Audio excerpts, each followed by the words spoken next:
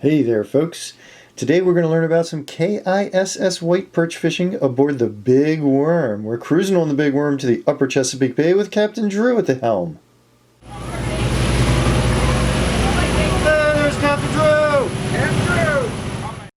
Now sure, yeah, we did catch some rockfish before we went perch fishing, but the focus of today is to talk about those white perch because it can be a way to get a really good dinner. Those fresh white perch, man, you just can't beat them when it comes to tasty, tasty fried fish. So we've got other videos on rockfish, you can watch those, but today we're heading for somewhere called Belvedere Shoals. Now, there are hard bottom shoals here all over the place, and one of the tricks to catching these white perch is to keep moving on those shoals.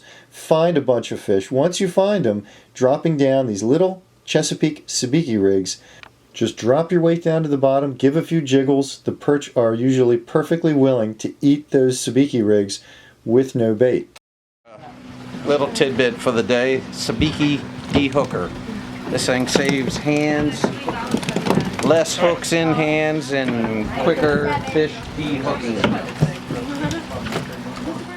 When the fishing gets tough, you can add a little bit of bait on there, maybe a piece of fish bites or a tiny little piece of bloodworm, but honestly, most of the time it's just not necessary. Just let that weight hit bottom, make sure it hits bottom, and jiggle up and down a little bit. The big advantage here over fishing in a more traditional way with bait, say grass shrimp on a shad dart or something like that, is you don't have to constantly rebait the hook. You don't feel a bite and miss it and then wonder, hey, has the fish taken my bait?